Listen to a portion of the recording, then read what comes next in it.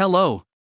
Welcome to the read-along audiobooks production of Alice's Adventures in Wonderland by Lewis Carroll. This video includes all of the chapter's original text, so that you can read along. Please remember to subscribe with the notification bell turned on, so you will be notified whenever we post a new audiobook. Thank you.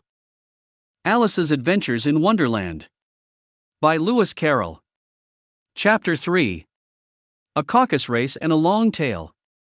They were indeed a queer-looking party that assembled on the bank, the birds with draggled feathers, the animals with their fur clinging close to them, and all dripping wet, cross, and uncomfortable.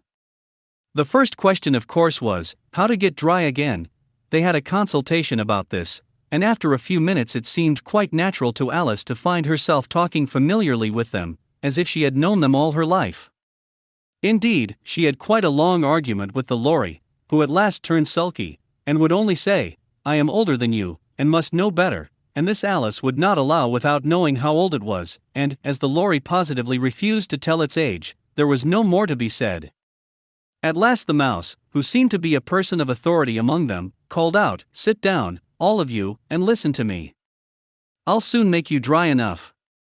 They all sat down at once, in a large ring, with the Mouse in the middle.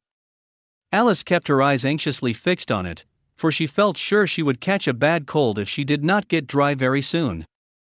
"Ahem," said the Mouse with an important air, "are you all ready? This is the driest thing I know. Silence all round, if you please." William the Conqueror, whose cause was favored by the Pope, was soon submitted to by the English, who wanted leaders, and had been of late much accustomed to usurpation and conquest. Edwin and Morcar, the Earls of Mercia and Northumbria. "Ugh," said the Lory, with a shiver. "I beg your pardon," said the Mouse, frowning, but very politely. "Did you speak?" "Not I," said the Lory hastily. "I thought you did," said the Mouse. "I proceed." Edwin and Morcar, the Earls of Mercia and Northumbria, declared for him, and even Stigand, the patriotic Archbishop of Canterbury, found it advisable. "Found what?" said the Duck. "Found it," the Mouse replied rather crossly. "Of course you know what it means." "I know what it means well enough. When I find a thing," said the Duck, "it's generally a frog or a worm. The question is, what did the Archbishop find?" The Mouse did not notice this question, but hurriedly went on, "Found it advisable to go with Edgar Atheling to meet William and offer him the crown. William's conduct at first was moderate. But the insolence of his Normans. How are you getting on now, my dear?" it continued, turning to Alice as it spoke. "As wet as ever," said Alice in a melancholy tone. "It doesn't seem to dry me at all." "In that case," said the Dodo solemnly, rising to its feet, "I move that the meeting adjourn, for the immediate adoption of more energetic remedies." "Speak English," said the Eaglet. "I don't know the meaning of half those long words, and, what's more, I don't believe you do either." And the Eaglet bent down its head to hide a smile. Some of the other birds tittered audibly. "What I was going to say," said the Dodo in an offended tone, "was that the best thing to get us dry would be a caucus race."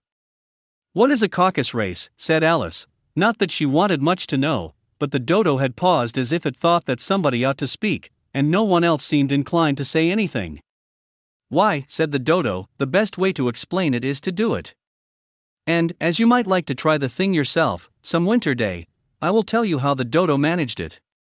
First it marked out a racecourse in a sort of circle. The exact shape doesn't matter," it said, and then all the party were placed along the course, here and there. There was no 1, 2, 3 and away, but they began running when they liked, and left off when they liked, so that it was not easy to know when the race was over. However, when they had been running half an hour or so, and were quite dry again, the Dodo suddenly called out, "The race is over," and they all crowded round it, panting and asking, "But who has won?" This question the Dodo could not answer without a great deal of thought, and it sat for a long time with one finger pressed upon its forehead, the position in which you usually see Shakespeare in the pictures of him, while the rest waited in silence. At last the Dodo said, "Everybody has won, and all must have prizes." "But who is to give the prizes?" quite a chorus of voices asked. "Why, she, of course," said the Dodo, pointing to Alice with one finger, and the whole party at once crowded round her, calling out in a confused way, "Prizes! Prizes!" Alice had no idea what to do, and in despair she put her hand in her pocket, and pulled out a box of comfits. Luckily the salt water had not got into it, and handed them round as prizes. There was exactly one apiece all round. But she must have a prize herself, you know, said the mouse. Of course, the dodo replied very gravely. What else have you got in your pocket? He went on, turning to Alice. Only a thimble, said Alice sadly. Hand it over here, said the dodo. Then they all crowded round her once more, while the dodo solemnly presented the thimble, saying, "We beg your acceptance of this elegant thimble," and, when it had finished this short speech, they all cheered. Alice thought the whole thing very absurd, but they all looked so grave that she did not dare to laugh, and, as she could not think of anything to say, she simply bowed, and took the thimble, looking as solemn as she could. The next thing was to eat the comfits. This caused some noise and confusion, as the large birds complained that they could not taste theirs, and the small ones choked and had to be patted on the back. However, it was over at last, and they sat down again in a ring and begged the mouse to tell them something more. "You promised to tell me your history, you know," said Alice, "and why it is you hate C and D," she added in a whisper, half afraid that it would be offended again. "Mine is a long and a sad tale," said the mouse, turning to Alice and sighing. "It is a long tale, certainly," said Alice, looking down with wonder at the mouse's tail, "but why do you call it sad?" And she kept on puzzling about it while the mouse was speaking, so that her idea of the tale was something like this. Fury said to a mouse that he met in the house, "Let us both go to law. I will prosecute you. Come. I'll take no denial. We must have a trial, for really this morning I've nothing to do," said the mouse to the cur. "Such a trial, dear sir, with no jury or judge, would be wasting our breath. I'll be judge, I'll be jury," said cunning old Fury. "I'll try the whole cause and condemn you to death." "You are not attending," said the mouse to Alice severely. "What are you thinking of?" "I beg your pardon," said Alice very humbly, "you had got to the fifth bend, I think." "I had not," cried the mouse, sharply and very angrily. "Not," said Alice, always ready to make herself useful, and looking anxiously about her. "Oh, do let me help to undo it." "I shall do nothing of the sort," said the mouse, getting up and walking away. "You insult me by talking such nonsense."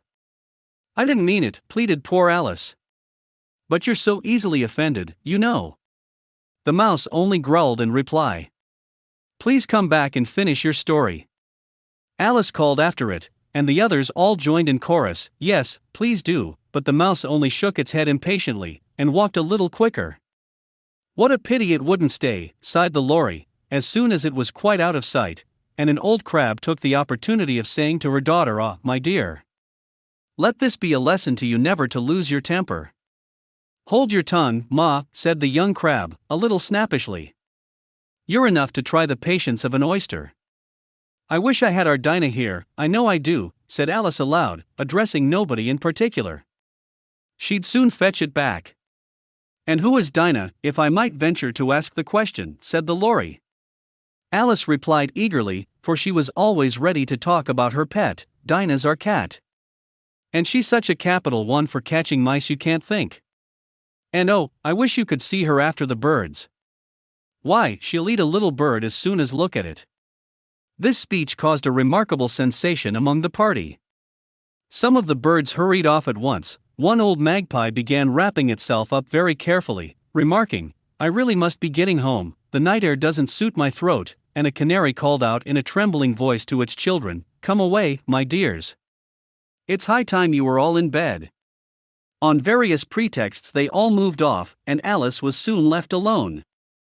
"I wish I hadn't mentioned Dinah," she said to herself in a melancholy tone. "Nobody seems to like her down here, and I'm sure she's the best cat in the world. Oh, my dear Dinah. I wonder if I shall ever see you any more. And here poor Alice began to cry again, for she felt very lonely and low-spirited. In a little while, however, she again heard a little pattering of footsteps in the distance, and she looked up eagerly, half hoping that the mouse had changed his mind and was coming back to finish his story. This is the end of the chapter. We have linked to the next chapter on this screen, or please feel free to visit our channel to explore the other titles we have available. Please remember to subscribe with the notification bell turned on, so you will be notified whenever we post a new audiobook. Thank you.